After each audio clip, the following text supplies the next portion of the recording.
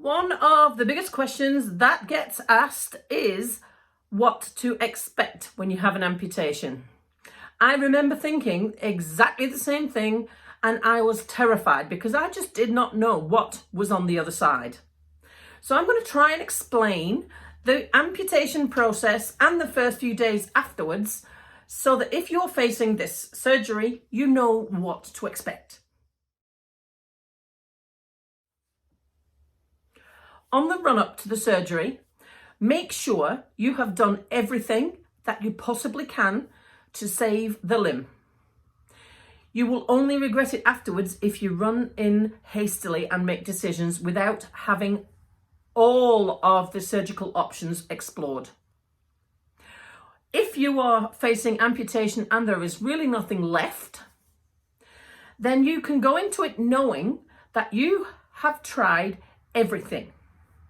This phase was the phase that I found the hardest emotionally.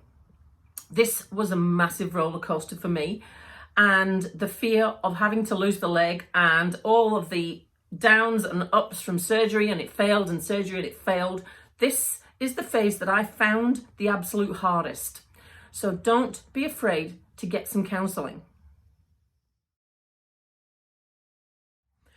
On the day of your surgery, make sure that you have spoken to everyone in your medical team and you know what the plan is. This was something that I found quite stressful too until it had all been explained to me.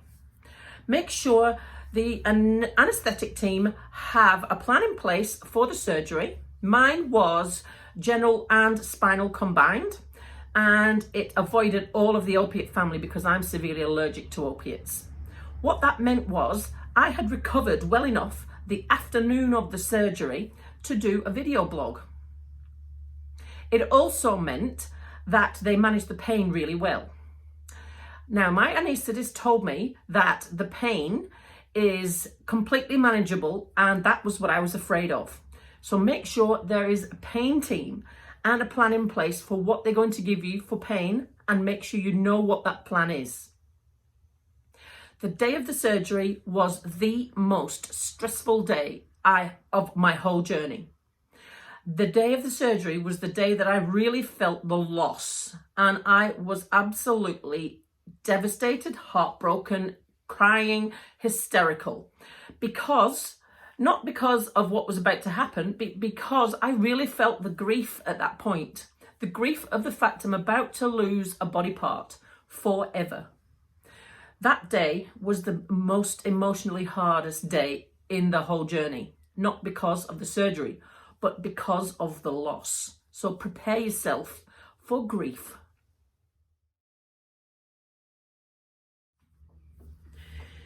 Immediately after surgery, I had thoughts about what I wanted to do with regards to looking at the residual limb.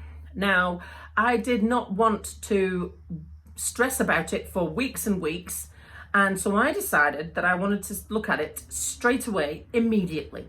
So I had them lift the blanket so I could look straight away, in recovery, straight after the surgery. And when I was fully round from the anaesthetic and back on the ward, I made them lift the blankets and I had another look. And for the days that followed, I kept on looking and touching it and getting used to it. That is how I got my head around it. The day and the days after the surgery were pain-free for me because they kept the epidural in for the first 4 days. The anaesthetic team said that they believed from research they had read that pain management in the first 3 to 4 days was crucial, because if pain is managed in this period, it reduces the likelihood for phantom pain later. Now, I have had absolutely no phantom pain, and I have got no limb sensation whatsoever, and that has gone completely. I had a little bit of pins and needles in the first week or so, but I have got nothing at all. This surgery itself was easy and pain-free. It was the emotional part that went with it that has been the hard part.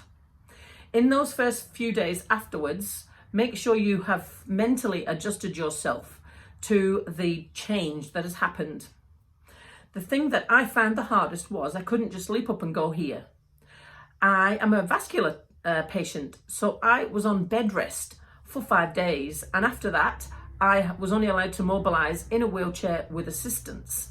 If it is for some other reason, I know that they have you up on crutches and walking around almost immediately. But for vascular patients, it is really quite a different recovery. So be prepared for having to grow some patient's bones, because I had none whatsoever.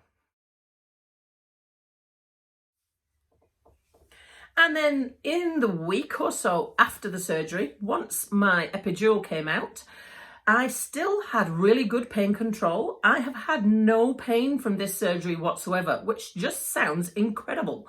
And it can be done. So don't be afraid of the pain, because it can be done.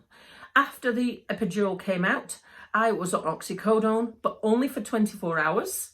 And they put me back on the Lyrica pregabalin that I'd been on before, and some anti-inflammatories. And we have gradually phased those out. I am now 1 month post-op, and I have only got 50 milligrams times 2 per day of Lyrica pregabalin left to go. And I reckon I can have that phased out by the end of this week. So by the end of 5 weeks post-op, I will be on absolutely no pain meds, and I've had no pain whatsoever all the way through. Now, I know this is different if you have had a traumatic limb loss. There is a lot of belief in, and research to back it, that pain, residual limb pain and phantom pain is in the mind. Now, the nerve pathways have always known that you've had the leg, and they suddenly don't know where to send the signals. I was reading a book by Matthew Ames about this very topic. If you haven't seen it, you need to look him up, Matthew Ames. He had sepsis and lost all 4 of his arms and legs in order to save his life. And his wife had to make that choice whilst he was in ICU, critically ill. So he woke up with no arms and legs. Now, he was having phantom limb pain in his arms, and he tried mirror therapy. And they pretended that he had arms by putting a fake arm under a blanket for his mind to see that he had a hand. And he has described this as being instant pain relief. When he was looking at the hand and believing it was his, he had no pain. But as soon as it was removed, he had pain again. So what I did, when I had any residual pain and phantom limb sensation at all, was I would tap the end of the leg and tell myself I have no foot. I've been able to get the pain, well, it's not even been pain, the sensation under control and eliminated just by doing that. So there's a lot of research in mind control with regards to phantom limb pain and that sort of thing. So if you've not heard of it, look up mirror therapy and cognitive behavior therapy if that is something that you are troubled with. I have never been troubled with it, so I'm very lucky. And life afterwards. Yes, it's been a mental adjustment. I'm 6 foot tall, and I'm now 3 foot tall because my entire last month has been sitting down. It is a different way that the world looks at you. It's a different way that you have to interact with the world. Suddenly the slope and the surface of pavements and roads become important. Suddenly you have to plan everything in advance. You can't just willy-nilly go anywhere. You have to make a plan. But if you can get the mental adjustment into focus, then there is nothing that you cannot do. My first limb appointment is in a week's time, and I have got 2 races on my calendar and some grand goals for the future that I wouldn't have planned had I still got 2 feet. I can't share them just yet. It's still in the planning stages, but watch this space if you want to see what they are.